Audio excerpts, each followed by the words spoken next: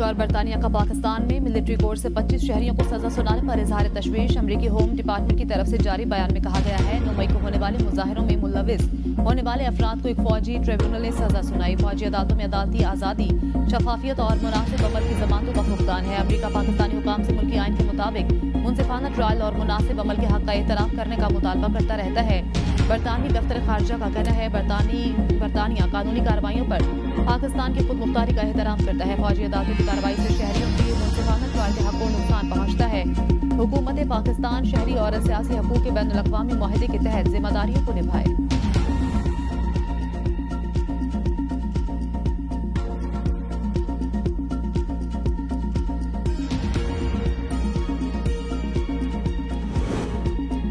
इस्लामाबाद में दो बड़ों की बड़ी बैठक। वज़ीर-ए-आज़म शहबाज शरीफ की सदर आसिफ अली ज़रदारी से मुलाकात। पार्लियामेंट में कानून साजी पर मुशावरत। कानूनी अमूर पर तमाम सियासी स्टेक होल्डर्स की मुशावरत से आगे बढ़ने का फैसला। मुल्क की मजमूई सियासी, माशी और सिक्योरिटी सूरत हाल पर गुफ्तगू।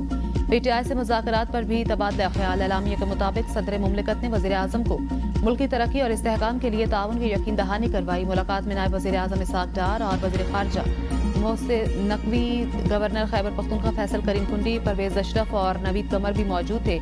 वज़ीर-ए-आज़म का सदर आसिफ अली ज़रदारी की सेहत के लिए नेक ख्वाहिशात का इजहार। मुल्क की तरक्की के लिए मिलकर आगे बढ़ने के आज़म का याद।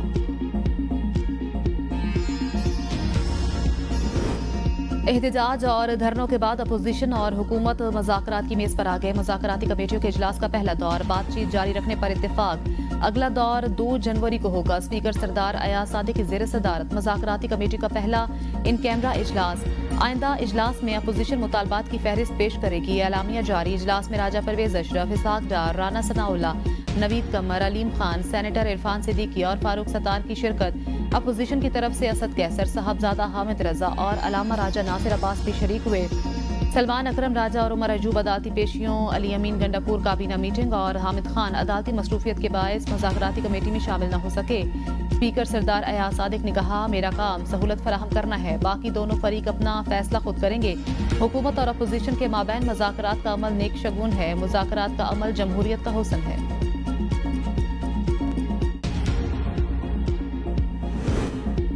वज़ीर-ए-आज़म शहबाज शरीफ को पीटीआई के साथ मुज़ाकरात में मुस्बत पेशरफ्त की उम्मीद। हुकूमती मुज़ाकराती कमेटी में एजाजुल हक और खालिद मक्सी को शामिल कर दिया। शहबाज शरीफ ने कहा, मुल्क के वसीतर मफाद के लिए मुज़ाकरात में मुस्बत पेशरफ्त होगी। मुल्की मफाद सबसे मुकद्दम, कौमी सलामती को मलहूज़ खातिर रखा जाए।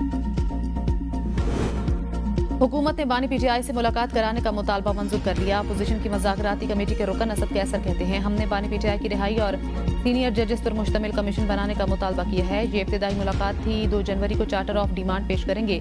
सुन्नी इत्तेहाद कौंसिल के सरबराह हामिद रजा ने कहा, एजेंडे से पीछे नहीं हटेंगे। बानी पीटीआई को हर मामले में एतमाद में लिया जाएगा। हम कोई रिलीफ नहीं मांग रहे, बल्कि फैक्ट फाइंडिंग चाहते हैं। मुज़ाकरात के हवाले से हुकूमत की संजीदगी नजर आई। मुज़ाकरात के दौरान अरकान मतनाज़ बयानात से गुरेज करेंगे। 2 जनवरी के बाद रोजाना की बुनियाद पर मीटिंग होगी। मुज़ाकरात में हम किसी डील के नतीजे में केसेस खत्म करने का मुतालबा नहीं कर रहे।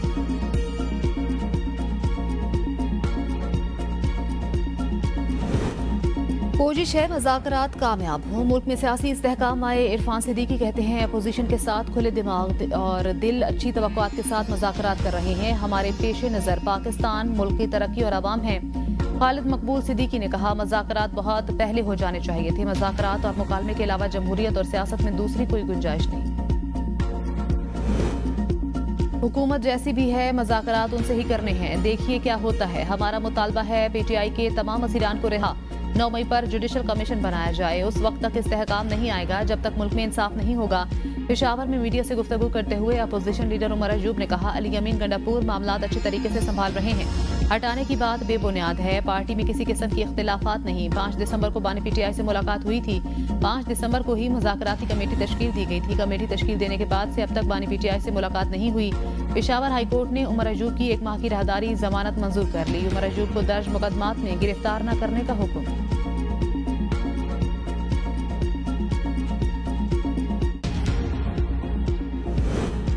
कुरम में इमरजेंसी नाफिज। खैबर पख्तूनख्वा हुकूमत ने जिला कुरम को आफत ज़दा करार दे दिया। खैबर पख्तूनख्वा काबीना ने मंजूरी दे दी। वज़ीर आला खैबर पख्तूनख्वा की ज़ेर सदारत काबीना का इजलास।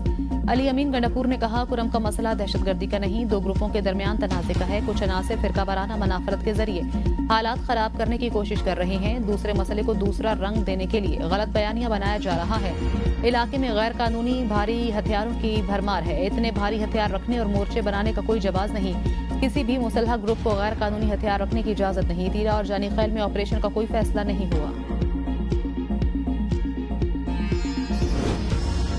खैबर पख्तूनख्वा हुकूमत ने विफाक से कुरम में एफसी की तैनाती की दरख्वास्त कर दी। खैबर पख्तूनख्वा काबीना ने कुरम में अमन अमान बरकरार रखने के लिए अमली इक़दामात का फैसला किया। हसास इलाकों में पुलिस के इजाफी नफरी की तैनाती भी की जाएगी।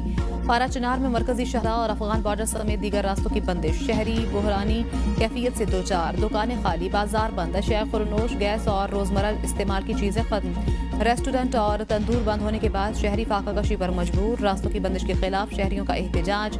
प्रेस क्लब के बाहर खैमे लगाकर शदीद सर्दी में धरना जारी। हेलीकॉप्टर के जरिए आज 248 अफराद को एयर ट्रांसपोर्ट की सहूलत फराहम की गई। मजमूई तौर पर 468 अफराद को एयर ट्रांसपोर्ट की सहूलत दी गई।